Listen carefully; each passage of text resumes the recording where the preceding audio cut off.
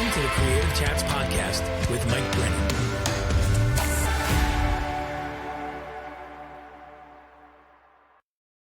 Hey, welcome friends to another episode of Creative Chats. It's the podcast for artists, makers, and content creators where we talk about creativity, the creative process, and story. I'm your host, Mike Brennan. You can connect with me over on my website, which is mikebrennan.me. And over there, I have some resources created with you in mind. Creative resources like the Daily Creative Habit Journal, which helps you track and measure what it is you're doing creatively. It helps you set intention in the morning to follow up with yourself at night to make sure you're actually on track, that you're taking the right next steps. Because let's face it, as creative people, we can get really bogged down. We can go on those rabbit trails, the shiny squirrel syndrome, right? There's so much that takes us off track, and we don't find ourselves actually showing up consistently for our creativity and our craft. And when we don't show up consistently, we don't make progress. We don't get those things out into the world. And so while we're not necessarily looking for process, we're not looking for habit, that's actually a tool that we can add to our toolbox that helps us unlock and actually get some things done. And so I offer resources like the journal. I offer resources like a free Facebook group called the Daily Creative Habit. It's a community of like-minded people who want to show up more and more for their creativity, have a place where they can share, grow, ask questions, and do it all in a safe environment. And so those things are there, as well as so much more. You can work with me one-on-one or in a group setting for creative coaching. I would just love to come alongside you and help you on this creative journey in whatever way I can, because quite honestly, I've been through a lot of things, and I want to be able to take those things that I've learned, the pitfalls, the joys, the breakthroughs, all that stuff, and help you in what it is that you want to do creatively. So connect with me over my website again, which is mikebrennan.me. Now, today I get to sit down with Simon Rogers, and Simon is the founder of A Little Better Co. And it is an agency that is doing some pretty incredible work with mission-oriented organizations. And I really enjoyed this conversation with Simon because we unpack, like, what does creativity look like for him, even from an early age, this sense of building, of producing, of putting things together. And maybe you resonate with that in terms of your creative outlook and efforts, where it's not solely on a particular medium or a particular method, but it's really like orchestrating. And really, maybe it's just taking all these pieces and parts, putting it together so that it's something greater than those individual pieces. And so we have a great conversation today, not only talking about his agency, the importance of creativity, and just how much creativity is so much bigger than we give it credit for. It's a very thoughtful conversation. And also, I appreciate that at one point, Simon really challenges us as creative people to lean into our creativity with responsibility and with conscience, to make sure that we're actually using it for good, not evil. And so I just invite you to be a part of this conversation, to lean in, to listen, to learn from Simon and his experiences and the amazing work that he's doing at A Little Better Co. So without further ado, here is my creative chat with Simon Rogers. Well, hey, Simon, welcome to the Creative Chats podcast. Thanks so much for being here today. Thanks for having me on. I appreciate it.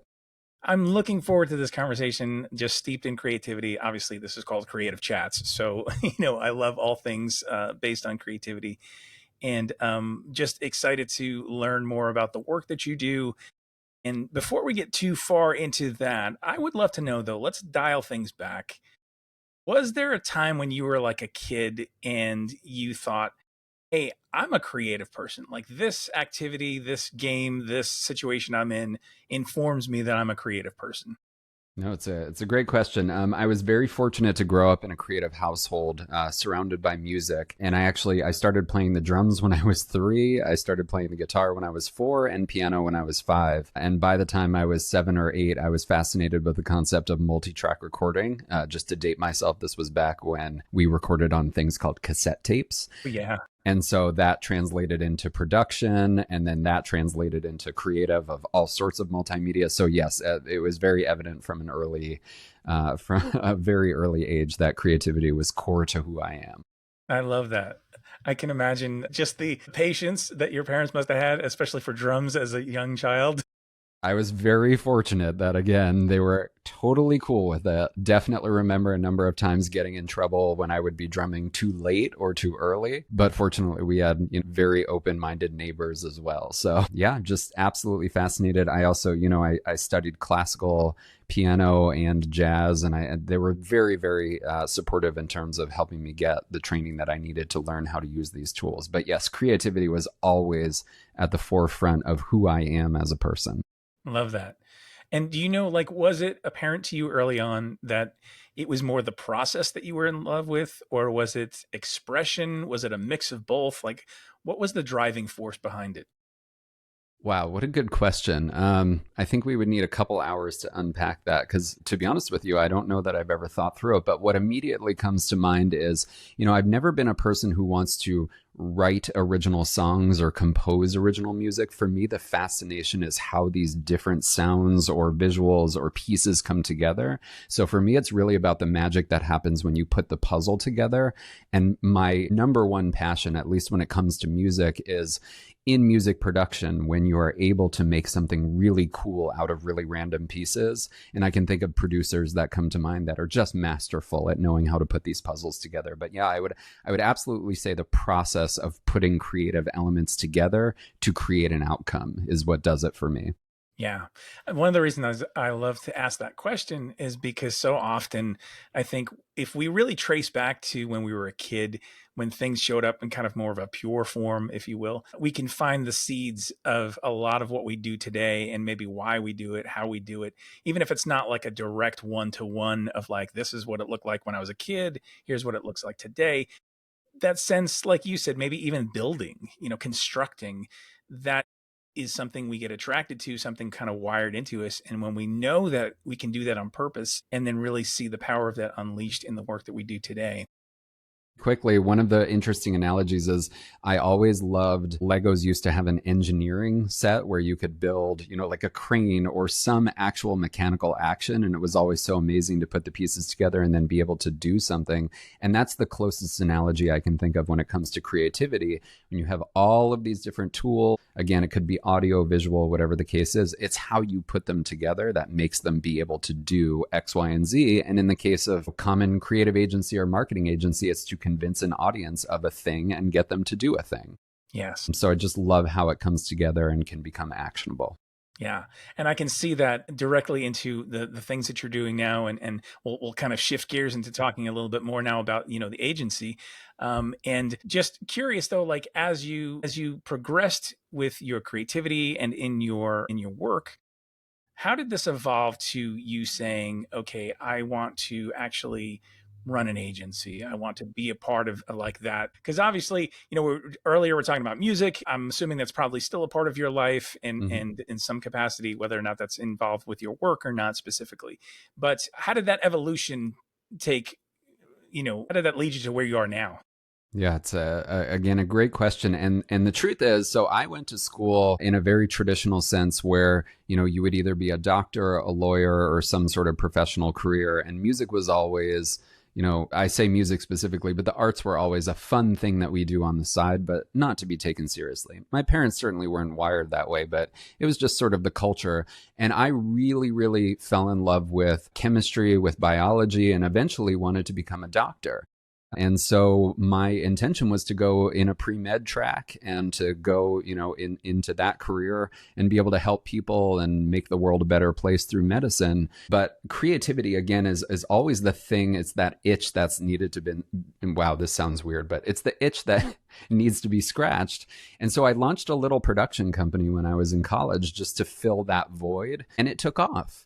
And that production company turned into a creative agency, which then turned into a larger strategic creative agency, which then, it's a long evolution. But I never intended to say, hey, I'd like to run a creative agency, or even I'd like to professionally be in the creative world. If money weren't a factor, I'd love to run a recording studio. Unfortunately, that's extraordinarily difficult in this day and age. But I came here to where I am today through a natural progression of wanting to help people and having creative tools to be able to do that. And that is all what led to the formation of ALBC, or A Little Better Co.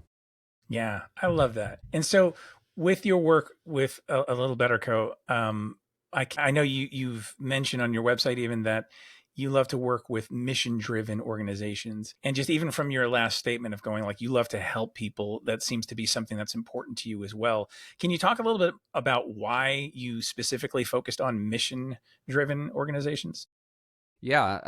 Again, I feel like these are topics we could spend hours unpacking. So my short answer would be I was raised to believe if you have the ability to help others, you have the obligation to help others. And I'm a big believer that we live in a world where if folks focused more on empathy and the communities around them, this could be a vastly better society, world, planet, ecosystem, whatever term you want to use. And what's been so fascinating to me is coming to understand the power of creativity to make that a reality, or the role that creativity plays in how people who are typically focused on profits can pivot to be focused on people. So to answer your question of why have I wanted to help people, why have I wanted to be mission driven, it's just who I am at the core. And I really believe that creativity has far more power to do good in this world than we currently give it credit for, or we currently take it seriously. And going all the way back to that original schooling, or that mentality that creativity is really just something we do, in our free time, or that, second period, whatever you might call it, playtime. No, we now live in a world where the way that you position, package, and promote what you're doing is just as important as what you're doing. We now live in a world where people can believe that something is true because it looks true, but it might not be. And that real, raw, powerful science isn't getting taken seriously because it's not positioned the right way. And so we're on a mission to try to fix that by merging high-end creativity, branding, storytelling, the way that we use emotion to connect with other humans to elevate people who are doing good in this world and coming up with new and novel solutions to make our world a little better.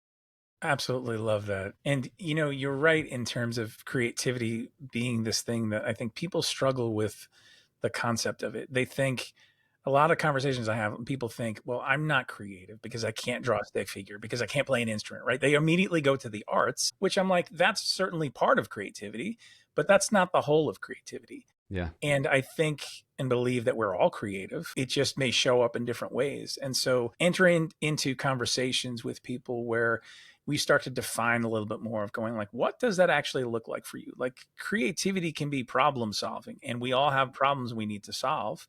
How can we start to ask better questions? How can Yeah. we start to lean into curiosity and start to leverage some of those things towards what it is we're trying to do and build? And then all of a sudden it becomes a much more inclusive conversation for people. Yeah. In your work with people, and maybe perhaps like the example you gave, somebody's focused more on the financial side of things and they're struggling with the creative piece. What are some of the conversations that you're having, and maybe some of the roadblocks that you have to help people get through in terms of their thinking with about creativity? Yeah. Well, first, I just want to echo and amplify what you're sharing here, which is this is such a common conversation in our world, which is when most folks, and maybe this is an overgeneralization, but when most folks think of creativity, they think of a tactic that they associate it with. Like, I can't draw, so I'm not creative. Like you said, I can't play an instrument, so I'm not creative. We are big believers that creativity at its core is the ability to envision something that doesn't yet exist and then use different tools and tactics to show others what that vision is and get them on board and get them there. And so creativity for us is the way forward as a society to say, look, we can have a different future, and we're going to use the power of creativity to show you what that looks like, make it believable, tangible, and get a whole bunch of other people on board. And I agree, everyone inherently has creativity inside of them. They just may not have learned how to access it or use it. And there are so many different ways that that manifests well beyond the typical tools that we use. Like, I'm not a UX designer. Doesn't mean I'm not creative. You know what I mean? One of the biggest topics of conversation that we are currently engaging in is the clash of what we might call ROI absolutists and brand believers. So we definitely live in a world where people are split. There are some people who say, creativity is just fun, and it's something that if we've got extra in the budget, we should invest in, making ourselves look better or sound better or do a video or something like that. And there are other people who inherently know it's that packaging, it's that first engagement that will determine how people perceive you. And it's a critical investment. And so we do often find ourselves in conversations with people, typically from a finance background or a legal background or an operational background, who say, this is not a priority, right? Creativity is not a priority. It's not the thing that's going to make us successful. It's not the thing that's going to get us to the next level. And we spend so much time in these conversations that we've actually assembled a research team now with the University of Pennsylvania to help us conduct a study to prove conclusively that creativity should be brought to the very front of an innovative process instead of being the last step or something that's a nice polishing finish if there's extra time in the budget. But it's such a common topic, and there are so many people who don't inherently understand that at the end of the day, we are humans connecting with other humans. And the way that we connect with them is by creating a perception that transcends the thing we're selling them. It's the way it feels. It's the way it makes them develop trust. It's the way it makes them feel attracted or excited. And those are not things that come down to the business model or the financial viability of what it is. It comes down to the human aspect. And again, that's all rooted in creativity. Yeah. Yeah. I love that. And there might be somebody who's listening right now who's thinking to themselves, I'm a creative person. I offer creative solutions, products, services, etc. And perhaps they're struggling with the gap of, I know what it is that I do. I know the value that's there, but I'm trying to speak to somebody who doesn't really seem to be getting it. Are there like maybe one or two things that you would suggest to that person to say, here's how you can kind of elevate the conversation or perhaps educate in the midst of this so that people do understand?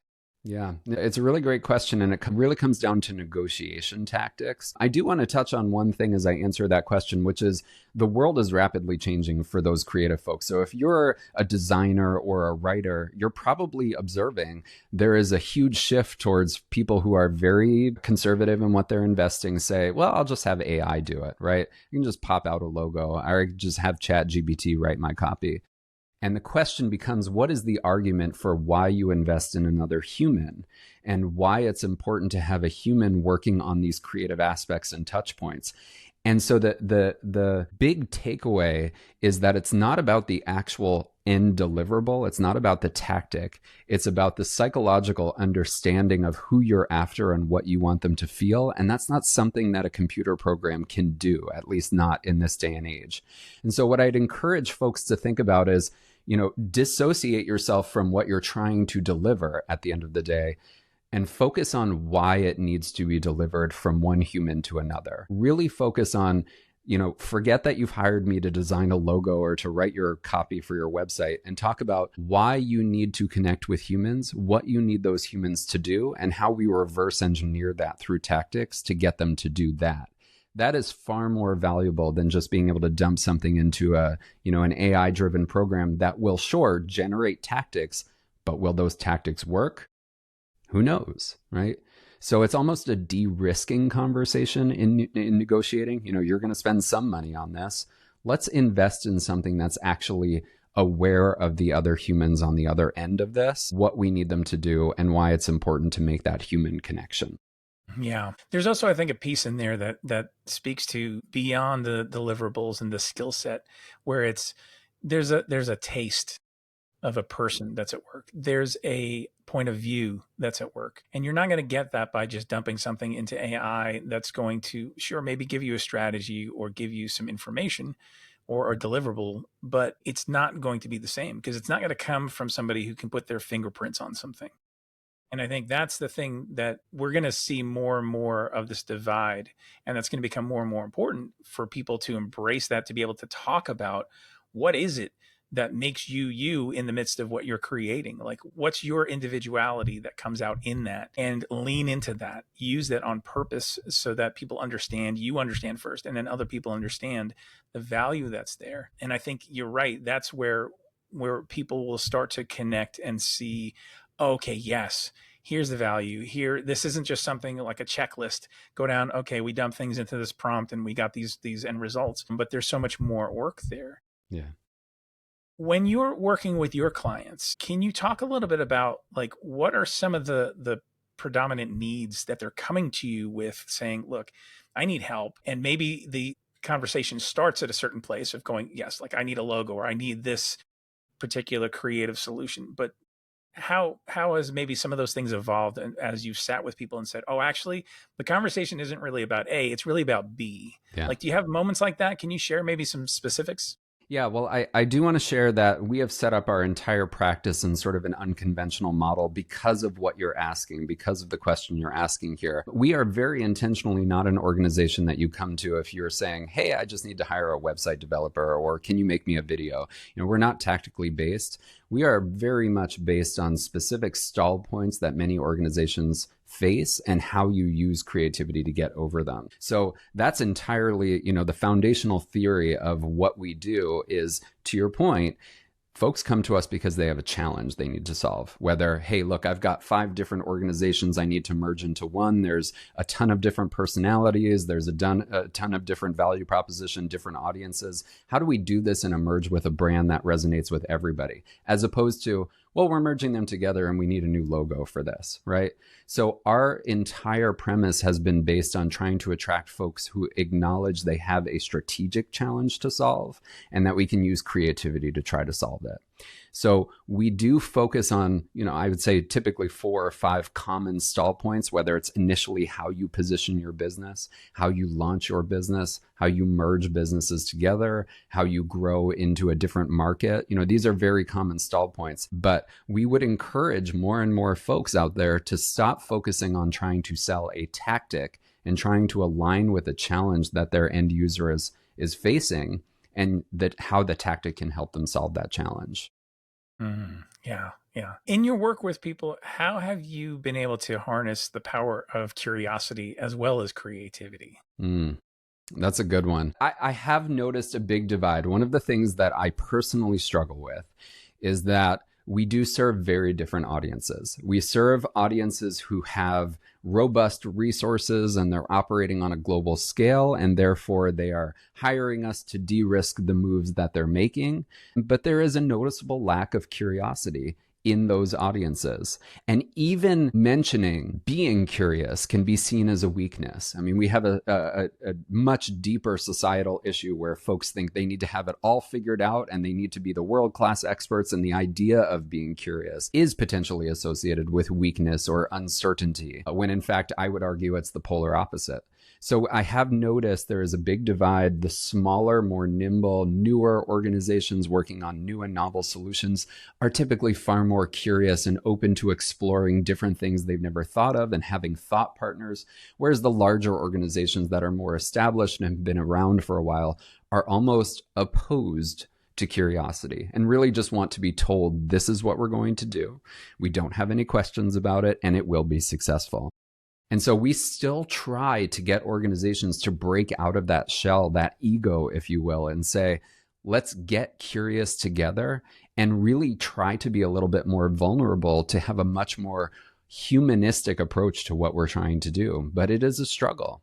I think of rugged individualism, for example, as one of these root causes in America of folks not being open to being curious, when in fact that's really holding us back. Yeah. And you're right. I think when you're starting out, when you're in a new venture, you have to be scrappy. You have to be asking a lot of questions because there's so much that you don't know. And you are more willing and open to ask those questions. Whereas people who have been around, organizations have been around for a while, I think the attitude of like, well, this is the way we've always done it. Mm-hmm. That certainly continues to pop up again and again. And the challenge being like, okay, yes, but what are you not experiencing as a result of not asking newer questions? Like there are other possibilities that you may never get to if you're not open to them, simply because you're stuck in what has been and what is proven.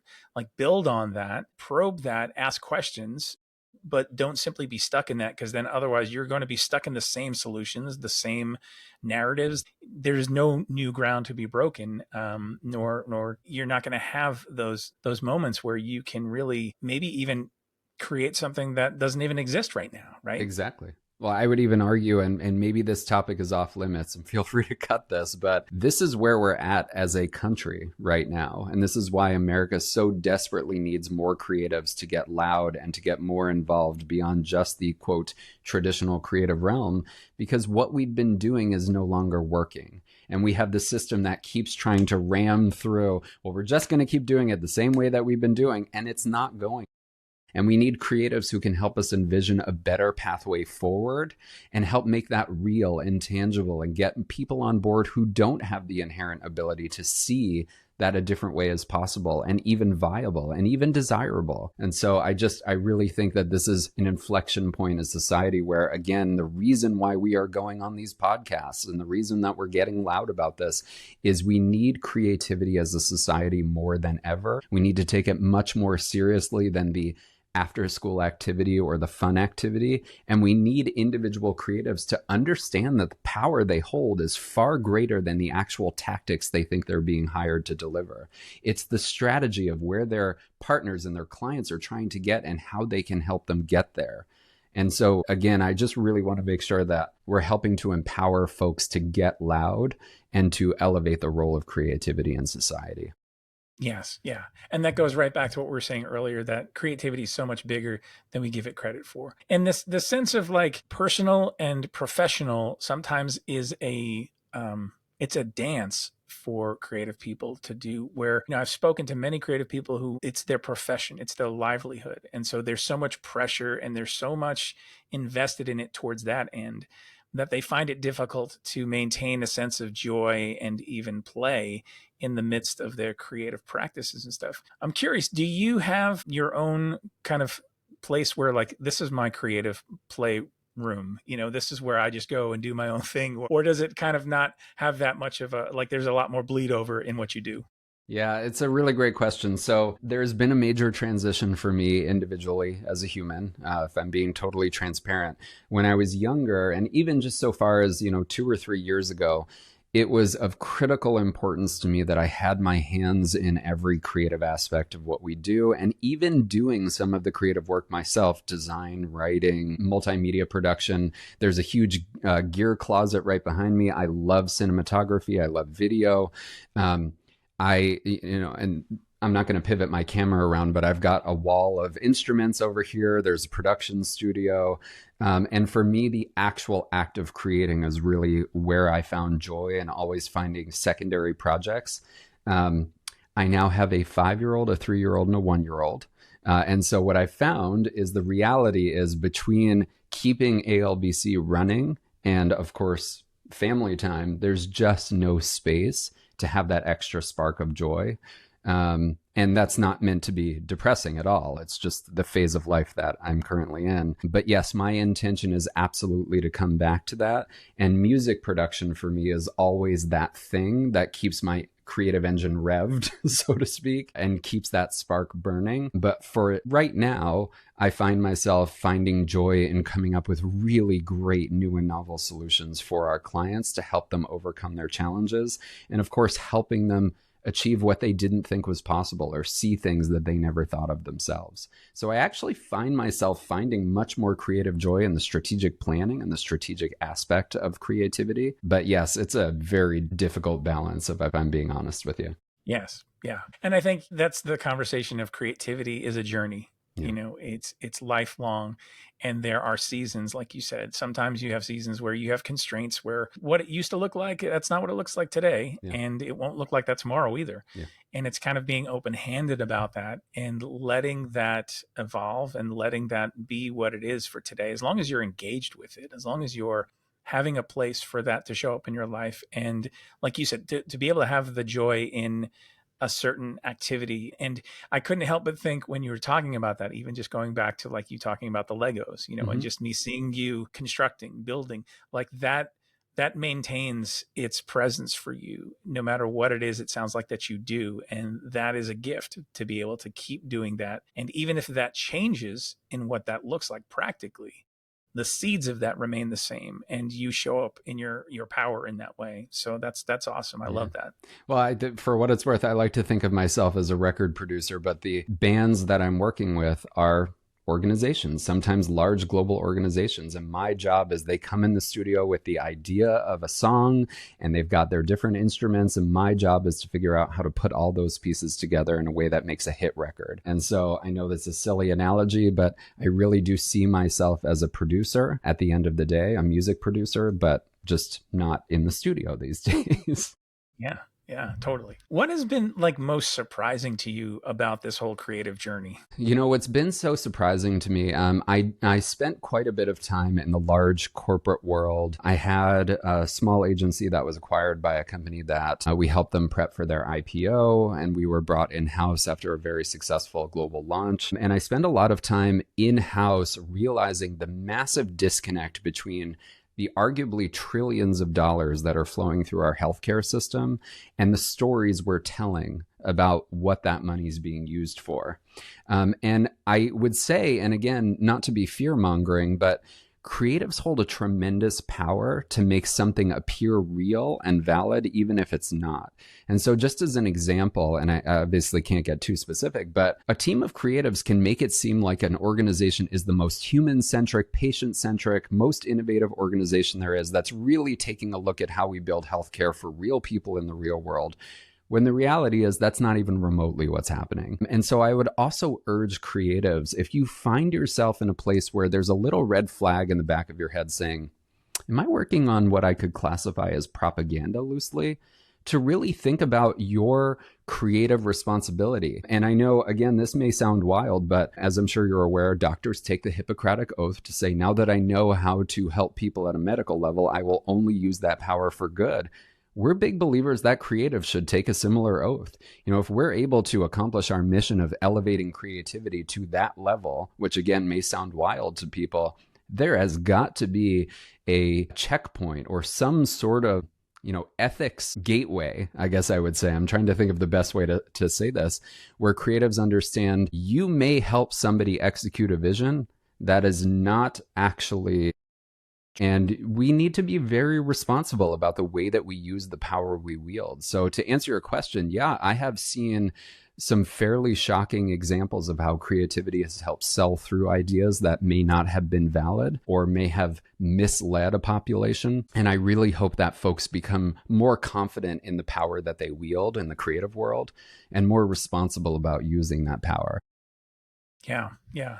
Having that, I guess, conscience and ownership over the narratives that you're a part of and that you help create. I think it starts first with you as a person and what you value and making sure that you're aligned with things, aligned with yourself, aligned with the work that you're doing. And then as you bring that to other people, making sure that you're partnering with people who feel like they are on the same page. Yeah, like you said, because there is a responsibility, like you said, I think, and an opportunity to really lean in. And then when we get to be able to be a part of things that are happening on a deeper level, a mission level, there's so much more joy, there's so much more purpose behind what it is that we do, and can fuel more of that work as well, I think, right? I mean, haven't you found that?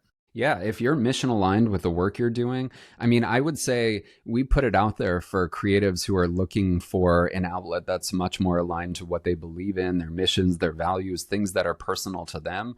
We get folks flooding in saying, oh my gosh, we would, you know, we saw that you're working on this and we'd love to help, or whatever the case is. The absolute best work happens when the creatives doing the work believe in the end product. So for us, part of our briefing process and part of selecting the right team for the right project is making sure that they're mission aligned with that. Part of what makes, I think, our model fairly unique is we've got a very deep bench of creatives, which we're, by the way, always looking to add to. And we will hand select a team that's not just able to execute the tactics the way that we know they need to be executed, but has some mission alignment to the project so that they're going to truly believe in it.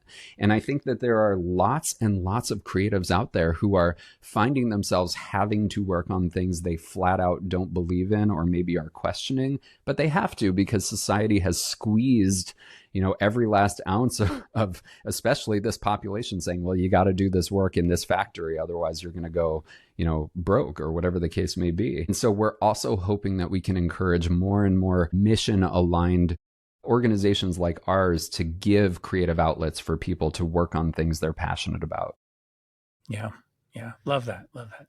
This has been such an insightful conversation, and I loved getting to know more about what you do and just even your internal motivations for doing it, and giving people a little window into what you do, why you do it. If people are curious and they want to see more, they want to learn more, like where can people go? How can people follow along and even learn more just as you continue to put more work out there? Yeah, well, I will say this is a continuous evolution. We're big believers in the scientific method. We're currently testing the hypothesis that creativity is, in fact, one of the most powerful forces in our society and could help us shape a better society moving forward.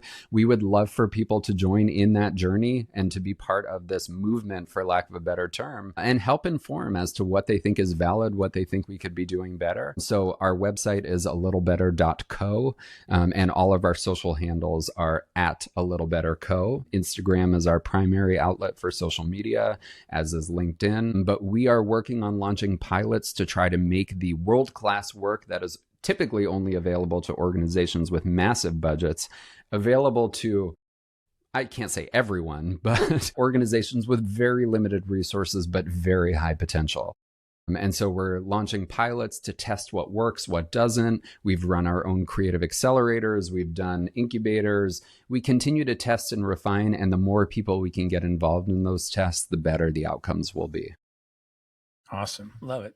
And I highly encourage listeners right now, make sure you go check out the website, check out the work, and be a part of this conversation. Because obviously you're listening to Creative Chats for a reason. Be not just a spectator, but be a participant. Simon, just thank you so much again for this time today. It's been a pleasure to speak with you again, getting to know you, getting to know the work you do.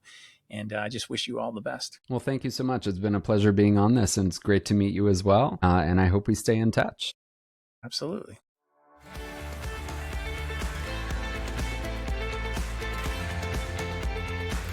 Thanks for listening today.